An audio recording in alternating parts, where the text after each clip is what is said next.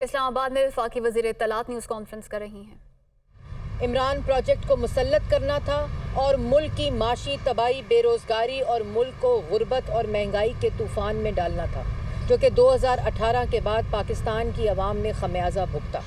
تو طلال چودھری صاحب جن کی آج نااہلی ختم ہوئی ہے، دانیال عزیز صاحب جن کی 25 جون کو ختم ہوئی تھی، وہ اپنے قائد، اپنی جماعت، اپنے نظریے کے ساتھ کھڑے رہے، بھاگے نہیں، استقامت کے ساتھ کھڑے رہے اور آج تک اپنی جماعت، اپنے قائد، اپنی قیادت کے ساتھ کھڑے ہیں۔ اور ان کا قصور کیا تھا کہ پیغام آیا ثاقب نثار صاحب کی طرف سے کہ نواز شریف اور مریم نواز شریف صاحبہ کے خلاف بیان دو۔ انہوں نے انکار کیا اور اگلے دن صبح ان کی نااہلی ہو گئی 5 سال کی۔ ایک سیاستدان پھانسی بھی چڑھتا ہے، ایک سیاستدان جلا وطن بھی ہوتا ہے، اور ایک سیاستدان 5 سال کے لیے نااہل ہوا۔ نواز شریف صاحب کو نااہل کیا گیا تا حیات، اس کے بعد ان کو ان کی پارٹی کی صدارت سے ہٹایا گیا۔ وہ تو جو ہوا سو ہوا، وہ ہر روز انہی عدالتوں سے جہاں ان کے خلاف سزائیں سنائی گئیں، انہی عدالتوں سے سرخرو ہوتے ہیں، کیونکہ الزام بھی بھونڈے تھے، الزام بھی بھیانک تھے۔ اصل میں پاکستان کی ترقی کو روکنا تھا، اصل میں سی پیک کو روکنا تھا، اصل میں دہشت گردی جس نے ختم کی اس کو سزا دینی تھی، جس نے ملک کے اندر انفراسٹرکچر دیا، موٹر وے کا جال بچھایا، سڑکوں کا جال بچایا، اس کو سزا دینی تھی۔ اصل میں جس نے ملک کو سستا ترین مہنگائی ختم کر کے 3.4% پہ پہنچائی اور عوام کو 5 سال ریلیف دیا، اصل میں اس کو سزا دینی تھی۔ اصل میں پاکستان کی عوام کی ترقی کو روکنا تھا اور ان کو سزا دینی تھی، جس کا خمیازہ پاکستان کی عوام بھگت رہی ہے۔ لیکن ان دو بہادر لوگوں نے نواز شریف صاحب کا ساتھ نہیں چھوڑا اور اس جرم کی معافی نہیں مانگی جو کہ جرم انہوں نے کیا ہی نہیں تھا۔ اصل جرم پاکستان کے ساتھ وفاداری تھی، اصل جرم جمہوریت کے نظریے کے ساتھ وفاداری تھی، اصل جرم اپنے قائد، اپنی قیادت نواز شریف کے ساتھ کھڑے ہونے کے اوپر سزا ملی ان کو، اور انہوں نے وہ سر اونچا کر کے بالٹی، ڈبہ اور کنستر ڈال کے نہیں بلکہ ڈٹ کر مقابلہ کیا، اپنے حلقے والوں کے ساتھ کھڑے رہے۔ آج ان کے حلقے والے مبارکباد کے مستحق ہیں اور آج مسلم لیگ نون مبارکباد کی مستحق ہے، قائد محمد نواز شریف مبارکباد کے مستحق ہیں کہ ان کے ساتھ ان کے جو لوگ ہیں، ان کے نظریے کی وجہ سے، ان کی قیادت کی وجہ سے، اور جو پاکستان کو تعمیر کرنے کا ان کا مقصد ہے، اس کے ساتھ کھڑے رہتے ہیں، بھاگتے نہیں ہیں اور نہ بھاگنے والوں میں سے ہیں۔ اپنی جماعت کے ساتھ کھڑے رہے، اپنی لوگوں کے ساتھ کھڑے رہے، اپنے نظریے کے ساتھ کھڑے رہے، اور آج الحمدللہ جو لوگ جنہوں نے ان کو جھوٹی سزا دی، جنہوں نے ان قیادت کے ساتھ کھڑے ہونے کی سزا دی، آج وہ منہ دکھانے کے قابل نہیں ہیں۔ لیکن یہ بہادر لوگ، یہ ہوتا ہے سیاسی کارکن، یہ آج بھی اپنی قیادت کے ساتھ کھڑا ہے، اور اللہ تعالیٰ کے فضل و کرم سے پاکستان مسلم لیگ نون کا ووٹر، پاکستان مسلم لیگ نون کے کارکن، پاکستان مسلم لیگ نون کے نیشنل اسمبلی کے جو ممبران ہیں، وہ میاں محمد نواز شریف، پاکستان مسلم لیگ نون، شہباز شریف، مریم نواز، حمزہ شہباز، طارق قیادت کے ساتھ کندھا ملا کر کھڑے ہیں، کیونکہ پاکستان کی عوام بھی یہ جانتی ہے، پاکستان کا ووٹر بھی یہ جانتا ہے کہ یہی وہ جماعت ہے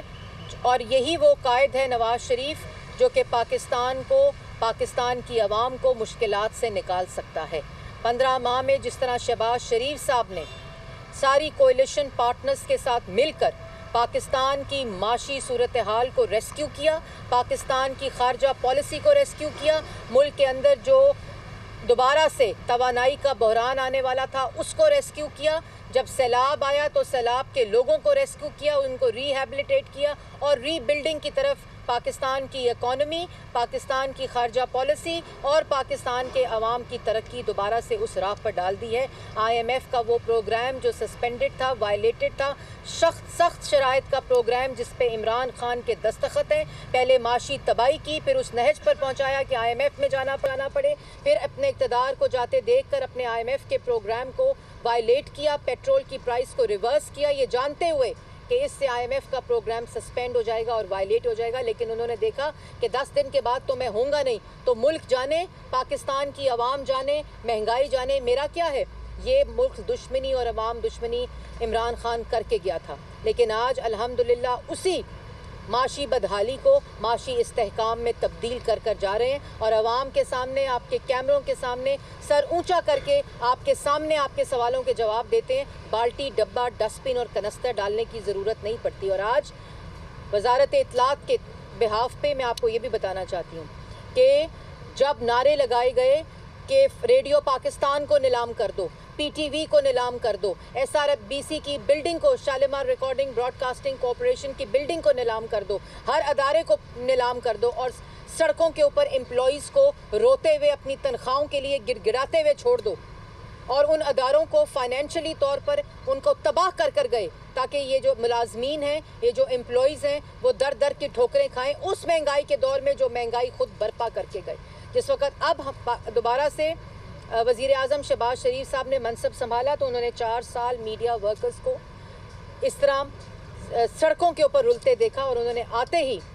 نے آتے ہی مجھے یہ ہدایت کی تھی جو آج الحمدللہ میں آج یہاں جب آپ کے سامنے ان چینلز کے اوپر آپ کا کمپٹیشن ضرور ہوگا ایس آر بی سی کے ساتھ، آپ کا کمپٹیشن ضرور ہوگا ریڈیو پاکستان کے ساتھ یا پی ٹی وی کے ساتھ، لیکن یہ براڈ کاسٹنگ ادارے ہیں، ان کو تقویت ملے گی تو پرائیویٹ میڈیا چینلز کو تقویت ملے گی۔ اگر یہ ادارے نیلام ہوں گے تو آج یہ ادارے نیلام ہوں گے، اور کل آپ کے ادارے نیلام ہو رہے ہوں گے، اور آپ کے ساتھ کھڑے ہونے والا کوئی بھی نہیں ہوگا۔ تو آج ایس آر بی سی کی تمام امپلائیز کو میں مبارکباد پیش کرتی ہوں، میڈیا،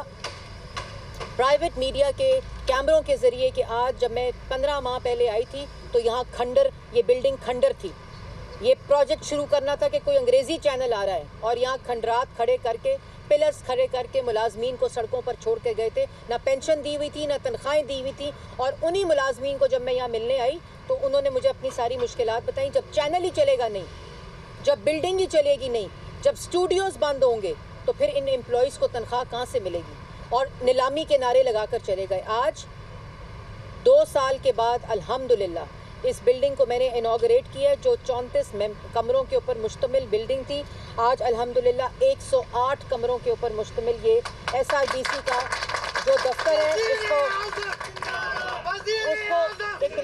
اس کو شروع کیا گیا ہے، جس میں 2 انٹرٹینمنٹ کے اسٹوڈیوز ہیں اور 1 نیوز کا اسٹوڈیو ہے۔ اس کے ساتھ ساتھ ابھی تک 15 ماہ میں 31 کروڑ روپیہ جو تنخواہوں کے اندر تھا، اور پچھلے 6 ماہ سے مسلسل ان لوگوں کو تنخواہیں بھی مل رہی ہیں، ان کو پینشنز کی مد میں پیسے بھی مل رہے ہیں۔ 30 لوگوں کی پینشن کا جو ریٹائرڈ آفیسرز ہیں ان کو پینشن ملنا شروع ہو گئی ہے، لیکن ان کے کچھ ڈیوز باقی ہیں جو میں نے ابھی ان کو کہا ہے کہ اس کا انشاءاللہ بندوبست ہم کر کے جائیں گے۔ ای او بی آئی میں جو سوشل سیکیورٹی ہے اس کا انتظام شروع ہو چکا ہے، ان کو پیمنٹ ہونی شروع ہو چکی ہے، اور اس کے ساتھ ساتھ جو وینڈرز تھے جو یہاں کھنڈر بنا کر گئے تھے اس بلڈنگ کو، ان کو بھی پیمنٹ شروع کی، اور آج الحمدللہ ایس آر بی سی جو کہ Shalimar recording broadcasting corporation جو پاکستان کا اثاثہ ہے، اور میں نے ان کی مینجمنٹ کو یہ کہا ہے کہ یہاں انٹرٹینمنٹ کو فوکس دیا جائے۔ یہاں نیوز کے اور بہت سے چینلز ہیں اور کام کر رہے ہیں، لیکن انٹرٹینمنٹ ان کی ترجیح ہونی چاہیے۔ آرٹسٹ جو کہ جن کو اور پلیٹ فارمز نہیں ملتے، ان کو یہاں پلیٹ فارم ملنا چاہیے، جیسے کہ آپ کو پتہ ہے کہ پرائم منسٹر نے آرٹسٹ کے لیے ہیلتھ انشورنس، ہیلتھ کارڈ کا کل جو ایم او یو بھی سائن کرنا ہے، اور جرنلسٹ اور ورکنگ جرنلسٹ کے لیے بھی پہلی دفعہ ہیلتھ انشورنس کارڈ کا اجرا وزیر اعظم شہباز شریف صاحب کرنے جا رہے ہیں۔ تو یہ آج سب کے لیے خوشخبری ہے، اور جیسے میں نے پہلے کہا کہ ہم نے اداروں کو نیلام نہیں کیا، ہم نے اداروں کو دوبارہ کھڑا کیا۔ ان 15 ماہ میں، اگر 15 ماہ میں ادارے کھڑے ہو سکتے ہیں، بلڈنگز اور اسٹوڈیوز چل سکتے ہیں، اگر ریڈیو پاکستان کا نیشنل آرکائیو اور بزنس پلان بن سکتا ہے، پی ٹی وی 15 ماہ میں ہائیسٹ ریونیو جنریٹ کر سکتی ہے جو اے سپورٹس کے حوالے کر کے گئے تھے، تو پھر بزنس پلان بن سکتا ہے۔ اگر پی ٹی وی 15 ماہ میں ہائیسٹ ریونیو جنریٹ کر سکتی ہے جو اے سپورٹس کے حوالے کر کے گئے تھے، تو پھر 4 سال میں اداروں کو نیلام کرنے کی گھنونی سازش کیوں کی گئی؟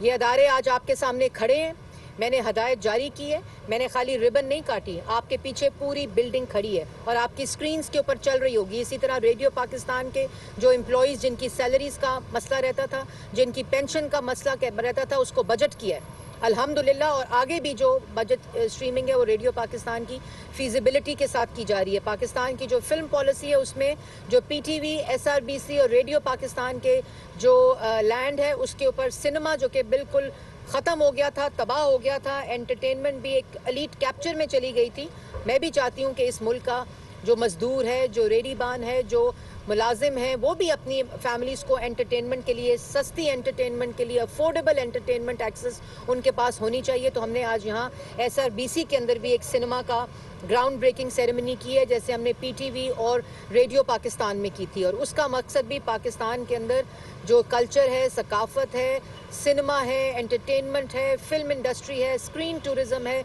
अपना बयानिया है, उसको तक़वियत देने के लिए किया गया है। इसलिए एक दफ़ा फिर मैं SRBC को और PTV ने, सेक्रेटरी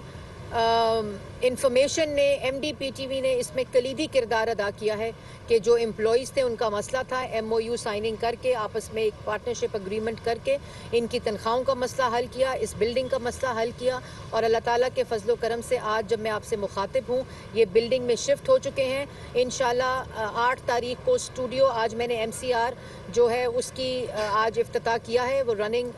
स्टार्ट हो गया है। इसी तरह वर्चुअल स्टूडियो का आगाज़ इंशाअल्लाह 8 तारीख को यहाँ होगा और दोबारा से ये आबाद होगी बिल्डिंग, दोबारा से इन एम्प्लॉइज़ को अपना रोज़गार मिलेगा। इनको इंशाअल्लाह सड़क के ऊपर छोड़ के नहीं जा रही, इनके साथ खड़े होकर हुकूमत ने इनके राइट्स का बंदोबस्त किया है, इनकी पेंशन्स का बंदोबस्त किया है, इनकी तनख्वाहों का बंदोबस्त किया है, इनके रोज़गार का बंदोबस्त किया है और ऐसा बंदोबस्त किया है कि ये बिल्डिंग खड़ी करके चैनल को चलाकर पाकिस्तान के बाकी TV चैनल्स को भी ये पैगाम दिया गया है कि ये ब्रॉडकास्टिंग चैनल्स जो हैं ये नेशनल ब्रॉडकास्टर्स स्क्रीन नहीं है, ये असासा हैं। इनको अपना कंपटीशन को तक़वियत मिलेगी, मीडिया को तक़वियत मिलेगी, उनके साथ जितने एम्प्लॉइज़ जुड़े हैं उनको तक़वियत मिलेगी। तो ये वो तमाम चीज़ें हैं। लेकिन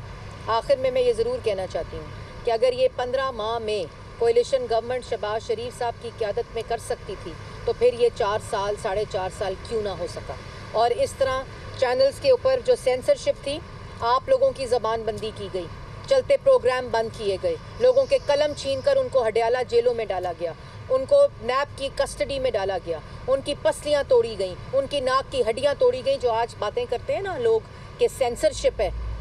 वो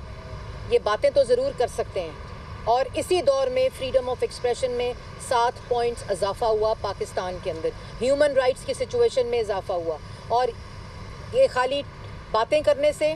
ट्वीट करने से आप दूसरे के ऊपर इल्ज़ाम ज़रूर लगा सकते हैं, लेकिन जब आप ग्राउंड रियलिटी देखते हैं, जब आप परफॉर्मेंस को, गलती हो सकती है, गलती की गुंजाइश होती है, गलतियां इंसान से होती हैं, शायद हो सकता है कि कोई काम रह गया हो, कोई काम इतनी जल्दबाजी में ना हुआ हो, लेकिन सब कामों की बुनियाद,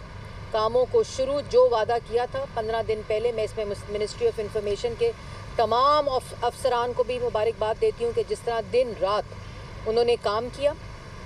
आज ये बिल्डिंग आपके सामने उसका सबूत है। और इंशाल्लाह, लेकिन मैं एम्प्लॉइज़ को भी ये कहना चाहती हूँ कि आप लोग अपने अदारे के मुहाफ़िज़ होते हैं। जब आप लोग अपनी पेंशन के लिए उसी तरह मुजाहिरे करते हैं तो आपको अपने अदारे के लिए भी उसी तरह साथ खड़ा होना चाहिए। अगर अदारे तरक्की करेंगे, अगर अदारे मुनाफा बख्श होंगे, उनको मुनाफा मिलेगा, अगर फाइनेंशियली वाइबल होंगे, तो आप लोगों को ना कोई नौकरी से निकाल सकता है, ना आप लोगों को यूँ सड़कों के ऊपर लोगों की मिन्नतें करनी पड़ेंगी। इसलिए अपना काम करें। जहाँ आप